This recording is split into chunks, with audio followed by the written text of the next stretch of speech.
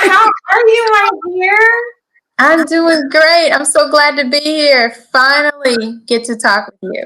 It's so weird because we literally probably live maybe 5-10 minutes from each other. Have not seen each other since Miss North Carolina, USA. Or Miss Charlotte. So 20 years. 20 years. We have not seen each other in real life. I mean, we talk on the phone, we're not. We do. But, yeah. It's been a visit. The girl's been busy. She's booked and busy, as they say. Yes. So, tell everyone, because I already know, but how did you get your start in pageants? Where did it all begin for Miss Vera? Well, I was not one of those pageant kids, that did mom enter me in all those pageants. I say a late bloomer because I started when I was a teenager. I did a couple in my hometown, but I started in high school, and it was the pageant where Halle Berry was competing for Miss USA. She was Miss Ohio back in 1986. And Mom and I always watched Miss America, Miss USA. We watched all the pageants together. That was our thing. Yeah. And we saw Halle Berry compete that year. She was competing. She was first runner-up to Miss Texas. Okay. But after that, I said, Mom, I really want to do this. Like, I watched Miss America and Miss USA, but for some reason I was hooked on the USA system. So in high school, I did junior Miss, trying to raise money, scholarship money to go to college. And then I received from Paula Miles the next year in the mail about doing Miss North Carolina Teen. So I did Miss North Carolina Teen. I think I got in the top 8 that year. I can't believe she's still doing this. I know. That's who my emails were through. And I was like, wait, that was the same lady on my application for when I applied. Yes, and she looks amazing. And she's a wonderful, wonderful director. And I got hooked, did the teen, didn't win that year. I wanted to do it again the next year, but I had aged out. So she said, you should try Miss. I'm like, oh my God, I'm going against these Miss contestants. I'm only like 18 at the time and 19. Okay. And so I didn't place, went back again the next year, didn't place. And I told my mom, I said, I'm not doing it again until I get some experience, and really do it the right way, really go into the pageant knowing exactly who I am. Mm-hmm. So I finished college, and I did it for the 3rd time. And I told my parents, this is the last time I'm going to do it. And that was it. 3rd time was the charm. And I won the pageant that year in 98. But you didn't just win Miss North Carolina. You won another great award, too. Yes. So Miss USA that year, we were there about 2.5 weeks. We were in Shreveport, Louisiana. Which is where I was born. Hey, Louisiana girl. By the way. Allegedly. Great food, by the way. Poser City. I don't know. We ate very well. But one of those places I was born. It was great. I had a great experience, and I won Miss Congeniality. Yay, my favorite movie! And it so happened it is my favorite movie. Oh my gosh. And the fact that I was like, so April 25th, I think was like a weekend day because I was trying. I didn't let anybody know, but I planned pageant week to be the closest I could to April 25th. Because that's the perfect day, or perfect date. It's the perfect date. It's still my favorite movie. I mean, so like I don't remember what channel, but they had it on, and it had commercials and everything. I sat through and watched it like I had never watched it before, even though I was in lines before some of the actresses. Best movie ever. It's the best movie. They need to revisit doing, since they do all these redos. That's a movie they should be redoing, because I would love to see how they would do it with the way pageants are now. Can you imagine? It would be interesting. It would, because when the girls were like the previous winners, when they were talking about, I didn't look them up in social media. I was like, we didn't even have that option. And see, that's the thing, we didn't. That's probably the biggest change between pageants then and now, because back then everything was letters. I remember I sent out letters at every school, every person that I knew. Trying to get appearances was a lot more work then. Of course your directors get you appearances, but a lot of times you had to hustle on your own and make it happen for yourself. So, but I appreciated that. I stayed very busy. I put myself out there because you only get a year. And I tell you, year flies by so fast. I can't even imagine. So tell me a little bit about what were some of your duties as Miss North Carolina? So at that time, I did a lot of speeches in schools. I used to talk about, anti-bullying and having that confidence and believing who you are, having dreams. So I really loved it. Probably the most unique appearance I had that year was a women's prison. Oh. I did. I went to a women's prison. And you know what? It was outside of my hometown, and it was just a really special appearance. Those ladies were some of the situations they were in was really terrible. I remember one young lady, she actually wrote me a letter thanking me. She was in there because her husband used to beat her constantly. So she was a victim of domestic violence, and she just killed him to defend herself. But those things you don't forget. So I have a huge photo album with that letter in there and all the different appearances that I made. It definitely changed my life. To this day, it is something that I will always treasure. Now, not only did you do pageants then, but you're still doing them. Talk to us a little bit about the difference between doing it in the 90s. Or wait, what am I saying? In the late 2000s. Hey, age is just a number. Especially now with all the skincare we have available and options, like our moms wish them. Our moms both look amazing still. So. Oh yeah, mine's a diva. Yes. For real. Well, let's see. I thought, after doing USA, I'm going to retire. You know how we all put labels like an athlete. I'm going to retire from pageant. Miss North Carolina USA, I'm done with it. But I always stayed active with them. I judged pageants. I've coached contestants before. I feel like I'm a big sister, everybody's cheerleader, encouraging people to really do it because it's a great experience. It is. Something in my heart always wanted to do another one. It just was never the right time. With life, everything happened so quickly. But then a few years ago, I had a dear friend who passed away from breast cancer, but she was just probably like one of my best friends that I had. And she was also like a sister. And she could see me light up when I would mention that. I would talk about pageants. She's like, what's holding you back? I was like, well, and that's the thing, we can come up with so many excuses and reasons why we shouldn't do something when the reality is there's really nothing keeping us from doing it. So I said, us keeping us from doing it. Exactly myself. So it was Wendy Galley, who's over the Miss North Carolina for America pageant and South Carolina and Mrs. North Carolina and South Carolina pageant. Yeah. To me in a Facebook message. And of course, thought about it. I was like, no, I'm not going to do it. And then this past October, I've judged the Miss Pink pageant for breast cancer awareness. And her and Victoria, who is the Mrs. South Carolina, got a hold of me. And that was it. I said, you know what? I think I'm going to do this. Oh, good. Signed up for it. And I'm very excited. Oh, that's exciting. But you won, Miss. Go ahead. I feel like you're a cheerleader. Tell the title, woman. I am representing Cary. So I am Miss Cary for America. So at the state pageant, which right now is June 20th, unless, COVID-19 has any other options here. But it is going to be June 20th. And I'm very, very excited about it. I have worked really, really hard. That's the thing about pageants that does not change. Is the hard work and dedication that you put into it. And the difference between now and then is I had just finished college when I won Miss North Carolina. I'm preparing for this as I work a full-time job.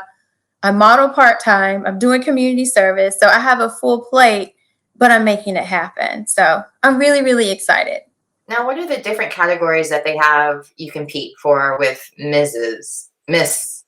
So they're both Miss and Mrs. and they both compete with the same category. So of course you have interview, you have swimsuit, and you have evening gown, which are all great categories that I like to compete for. So yeah, the swimsuit part, that's the part I'm like, ooh, really?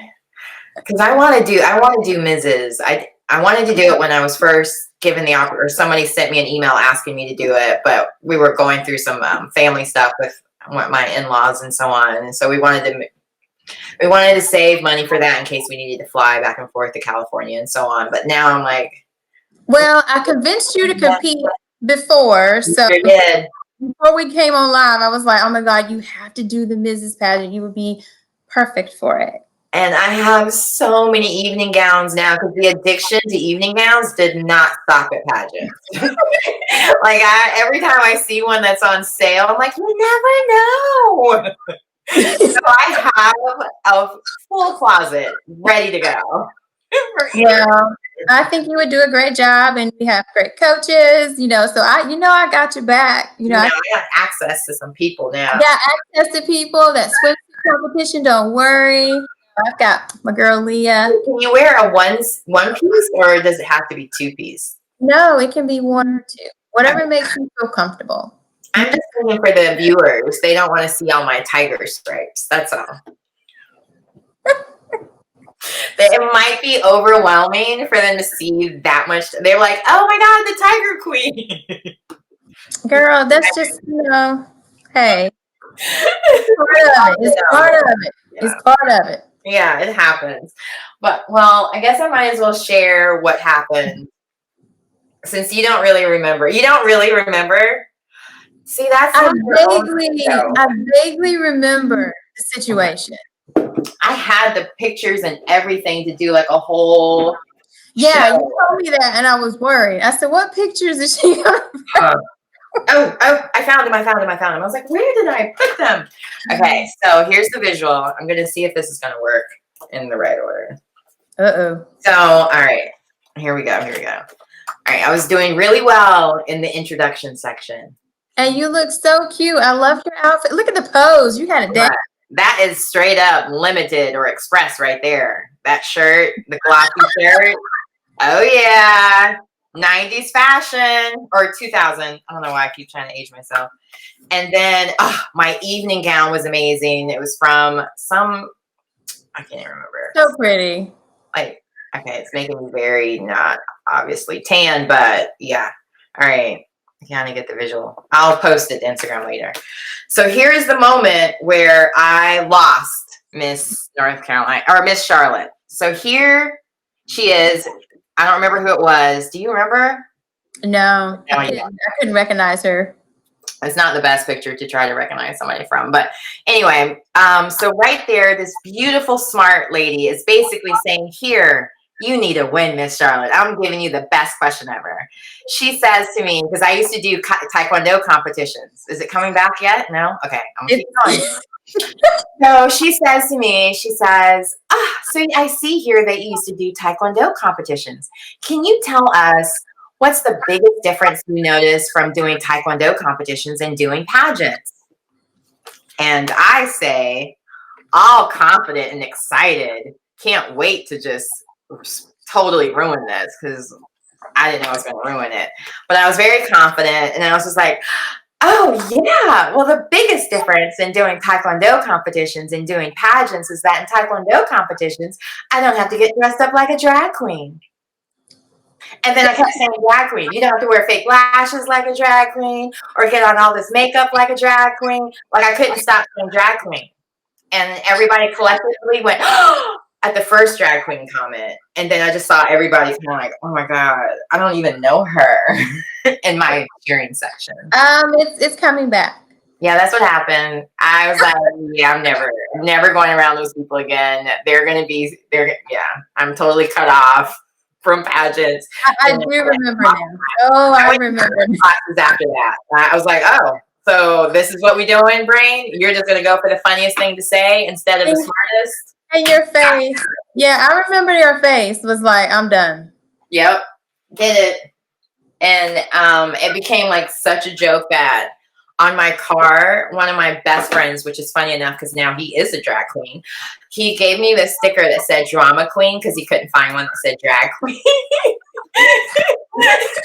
And so I drove around my car that said drama queen on it and just kind of owned it like, yep, I should stick to drama where people write the lines for me instead of my brain coming up with it on its own, because it will be the funniest thing. You kept smiling, though.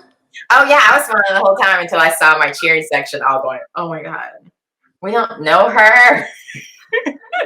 Oh, But I want to be photogenic because she's pretty, just don't let her talk. I can't believe how long I held that. Just like, maybe that's why she doesn't want to meet with me, because she's still mad at me. No, you know what? All that work we put in together. It was happens though. It happens. And interview is tough. On stage question for me is the toughest part of the competition, just because you don't know what they're gonna ask you. And it's like those nerves kick in and you just say something. Yep. Like, oh God, did I just say that? Yep. So that was you, but you kept your composure. You still kept smiling, so it didn't you, if that makes you feel any better. So, well, I don't remember the guy's name now, but he called me afterwards and he was like, yeah, so let me just give you an idea of how you did. Like, you were doing really well. You could work on swimsuit because you were a little too muscular. I was like, I played soccer, that happens in the leg area. But I've worked on that since then. But needless to say, he was like, but the interview, what made you say that? And I was like, I don't know. I got on stage and I just went for it. Let me be funny instead of let me be more. And even like behind in the dressing room, I was saying that jokingly as well. And I was like, now I know to not joke like that beforehand. I need to stay in serious mode or whatever I'm there to get paid to do, like stay motivated in that direction, joke later, because the joke could end up coming out by accident. Or like Peyton was saying, muscle memory, just keep repeating and practicing, so it's just automatic. No matter how nervous you are, the right things come out. Taking a lot of speech classes since then, just to make sure I never do that again. I think the biggest key to it, especially, when you watch the pageants, and even now as I'm preparing for it, you have to give yourself a split second. So, a lot of times contestants feel like they have to, you hear the question and they feel like they have to just immediately blurt something out. The key to it is take a second to process the question, like in your mind, and then answer that question. So if you just give yourself a little bit more time and then answer the question, it can come out a little bit different. And you're preparing and practice. A lot of people think that, just winging it. No, it's hard. Like I'm telling you right now, as I'm going through this process, it's really hard. Some of the simple questions you may think, you're sitting there like, oh, wow, how would I answer that? So you really have to practice, think on your feet, but take your time. Well, do you have any other tips that you give? Because I do have some people on here that are possibly competing in November for Miss North Carolina USA as well. So I'd love the opportunity to hear from a previous winner. What do you think it takes to become a Miss North Carolina USA? It probably sounds cliche. People always say be yourself, but it's true. You need to be your authentic self. You can't go into the competition trying to compare yourself to someone else, because you're you and they are who they are. And the judges will like you for being your uniquely you self, as I like to say. So I think learning to be vulnerable. I know it's probably not a tip most people hear, but it's important to learn to be vulnerable and put yourself out there, just because when you are a title holder, people want to relate to you. And they do. I mean, crown and sash goes such a long way. And when they see that and you're just being your authentic self, they feel comfortable about being themselves around you. So it's very, very important to be vulnerable and be willing to put yourself out there, because it's a tough job.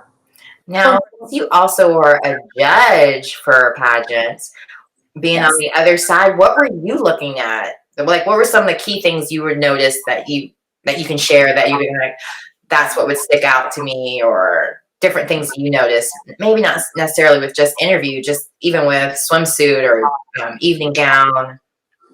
Confidence. Okay. Confidence is key. I mean, honestly, it's not about having the best evening gown because you can change a dress. It's about the person in the dress. Like if you come out there and you know exactly who you are, you're confident in what you're wearing, it makes such a difference even in swimsuit or evening gown or interview. And even if you mess up, if you're still confident and know who you are, to me, that really does stand out above the rest. It's just being confident.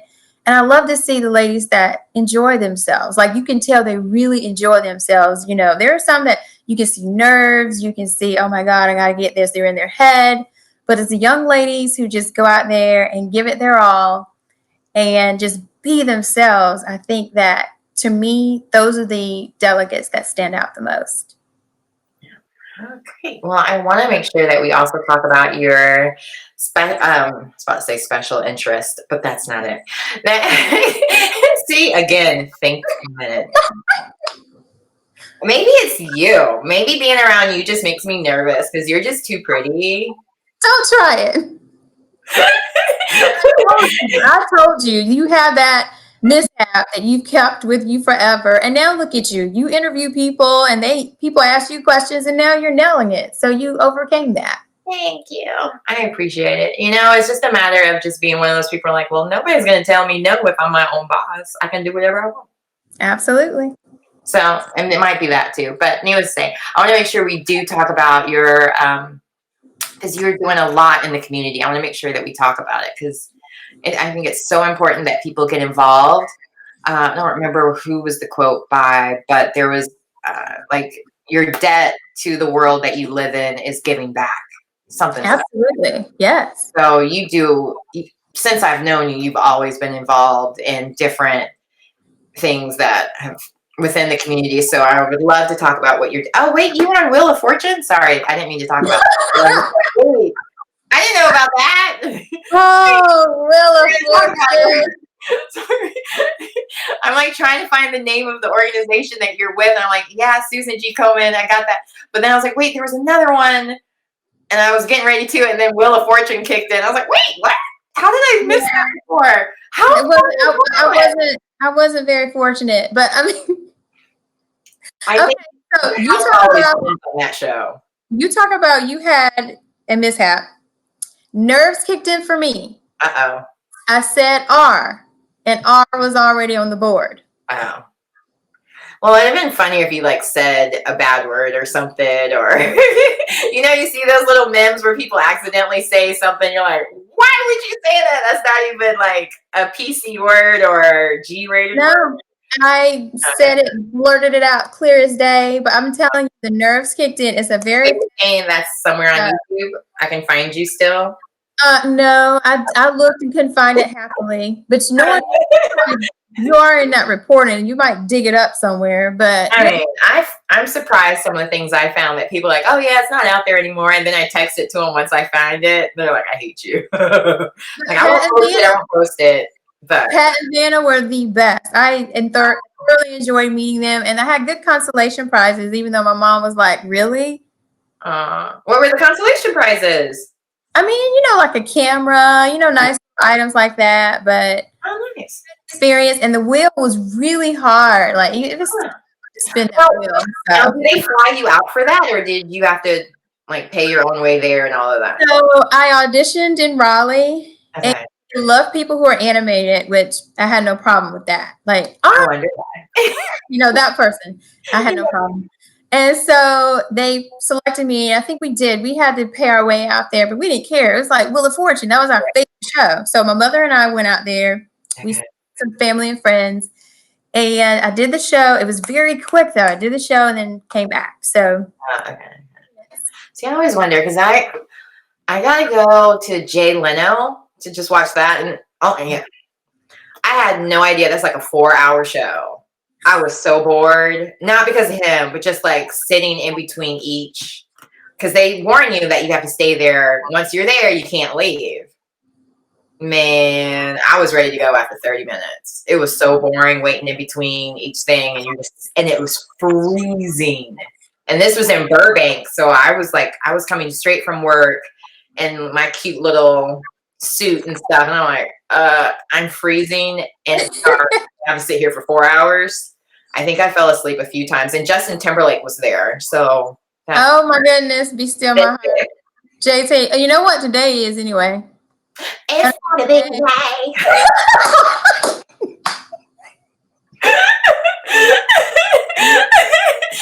Look, I'm still mad at him for Janet Jackson, but I like that one. I'll save that one. I'm like, wait, he can perform, but she can't? He's the one that ripped it off, technically, but whatever. Right. We're going to, for real, talk about all of the volunteer work you do, because you're an ambassador and you do a lot of great things. And we were talking about this off air as well. And you have some great tips for people who suffer with anxiety as well. So I want to make sure we get to the serious stuff, because me and you can be goofy for hours. That's what we do. So yeah, I was telling you before we went live that May is Mental Health Awareness Month.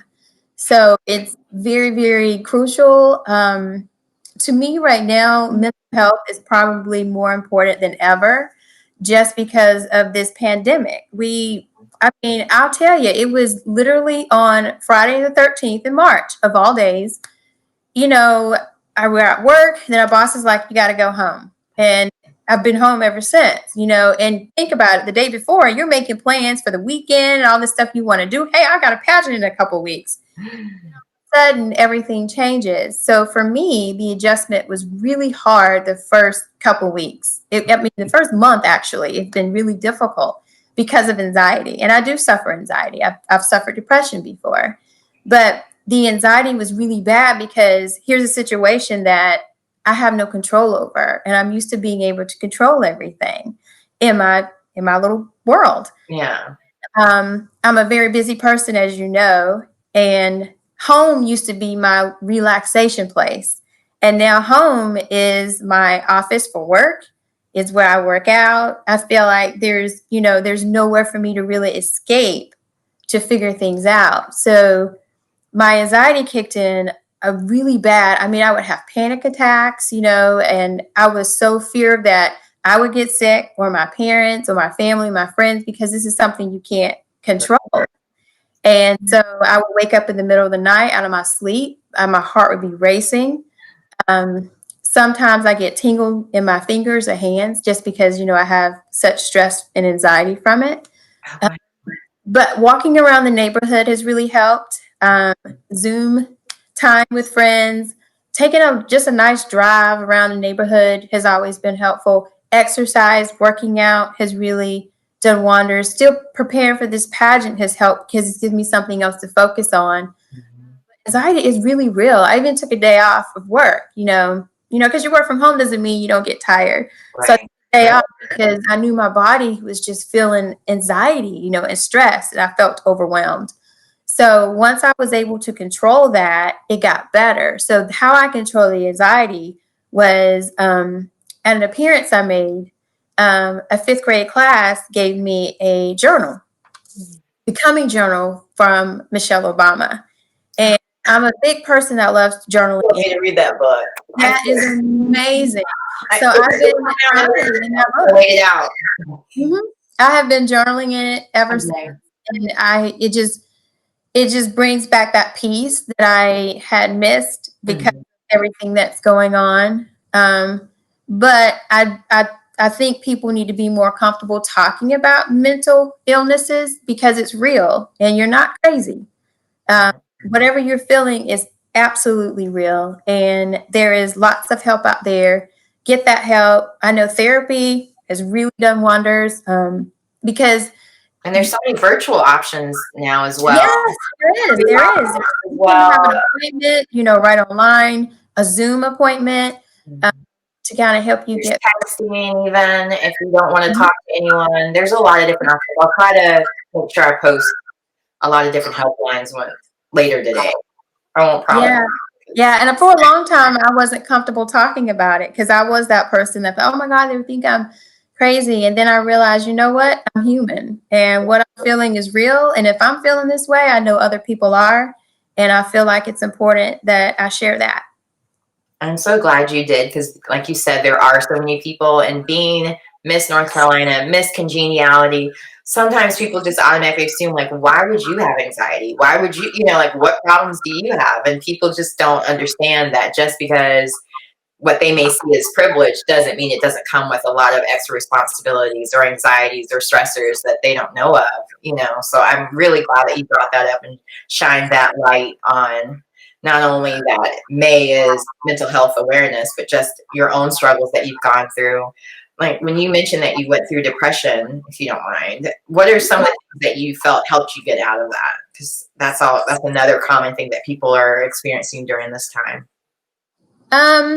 The thing is with depression, it just doesn't happen suddenly. It's something that happens over time. Okay. And for me is that I had a hard time expressing my feelings. I used to internalize everything and try to figure things out on my own. And my breaking point was actually I started, just wanting to be in the dark. Go home, go to work, come home, do nothing, stay in bed all the time. You're in this point in your life where you just don't know what purpose you have. Mm. So I remember I was on the go. Like I say, I'm a very busy person. I was on the go for work, and I just on a flight home, it was a red eye. I just had a breakdown. I just was in tears, and from that moment, I knew I got to get some help. I'm struggling here, and therapy was my solution. And being able to talk to someone who understood what I was going through and to help me walk through certain things that I was going through in my life. But the biggest lesson that she taught me was learning how to say no. And I've had a hard time with that, and when you put so much on your plate, it can bring you down. It can bring about and add on to that depression and even the anxiety. Now, I'm going to ask you this because it's kind of a sensitive topic. So if you're like, girl, get off of my business, you can say that. Don't feel obligated to answer. But I think it's so important because us both being women of color, it's not very common for us to be thought of even going to therapy. So when you were looking for your therapist, can you give people just a couple of tips that helped you find your therapist? Was it the first therapist you went to, or did you have to figure out what kind of therapist worked best for you? It was actually the first one I came across. I did a Google search. Okay. And I Googled Christian therapist because I did want somebody to kind of have the same beliefs that I had, because I can't talk to somebody who doesn't believe in the same things that I do. And I looked her up and I read about her, and my spirit told me this is a person that can relate to you. Okay. 3 years went straight, a couple times a week initially. And then now it's just check-ins, now it's just like, hey, this was the scenario I had, and this is how I was able to handle it and overcome it. And what you learn is ways to deal with it before it even happens. If you see it coming on, now I have a way of knowing how to deal with it going forth. Yeah, that's great. And before, I know we're a little bit over time, but I don't care. So I want to make sure we also talk about look, it's just 5 minutes. If you guys need to leave, I understand, but I think it's too important to just let it go. You're also deal with Crohn's disease. Yes. Helping out with that. And because that's one of those categories of people who we need to be more aware of. And they're always talking about, well, if you're healthy, you're fine against coronavirus. You don't always know this because you were just recently diagnosed. So can you share a little bit about that as well? Because I think absolutely know what Crohn's disease is as well. Absolutely. I was diagnosed in September 2008. Time flies. With Crohn's disease. But before I was diagnosed at UNC Hospital, go Tar Heels. That's why I'm a huge Tar Heel fan, because they helped figure out what was wrong with me. I knew you weren't perfect. That's the problem. You know what? I'm sorry. You even got on Duke Blue. How dare you? I didn't even, it's not Duke Blue. Don't get it twisted, okay? No. Anyway, they diagnosed me there. For 3 years prior, though, I was extremely sick. I had swelling so bad that I had to put myself on crutches because I couldn't walk. I had mouth sores. I would be bleeding, lots of bleeding, irritable bowel, diarrhea. I mean, just being honest with you. No. This is why guys. I'm going to keep it real. I appreciate it because I'll clear my side too then. Yeah, I would drink water and it would go right through me. Sometimes I would be so tired I couldn't move out of bed. I went to different doctors. They gave me different diagnoses. They tested me for lupus, rheumatoid arthritis. One doctor even told me they thought I was just crazy and needed to go see a shrink. And I'm like, I can't make up these symptoms. Something is wrong. Right. So eventually I went to I'm going to back up for a minute. Were most of these doctors male? Yes. Okay. Just checking. Absolutely. They were male doctors. Yep. Okay. Yeah. Some of the other issues they thought, were female issues, but I'm like, no. All hysterical. Got it. That's not the case. So I had a doctor who referred me to UNC. And he spent maybe 2 hours with me. That's the longest doctor appointment I've ever had, because most doctors spend 20 minutes with you and you're out. Yeah. But I know something seriously is wrong here. And I think he could see I was so desperate. I went from 140 pounds to 110 pounds. Didn't hold any food, and I'm sick. And it's hard to tell your employer you're sick, but you don't know why you're sick. So I had no sick time left at work because I was always out sick. Mm-hmm. And so they said I needed colonoscopy, did the colonoscopy. They found I had Crohn's disease. I said, I don't know what it is, don't know how to spell it, but I'm glad to know that we can get a solution to it. So at the time I was on Remicade, but now I'm on Humira. Oh, I see the commercials for that all the time. Oh, see? And it's great. It's a great drug for me. And I'm on something else called 6MP, but the side effect is it really lowers your immune system. I mean, usually I give my shot every a couple weeks, but now I've spread it out, which tells me. Do you do your shots, or do you go somewhere for it? I do it myself. Okay. Yeah, it's not bad, but I've spread it out some too, just to, depending on how I feel. But yeah, I do it myself. But a lot of times after I do it, sometimes I can get sick.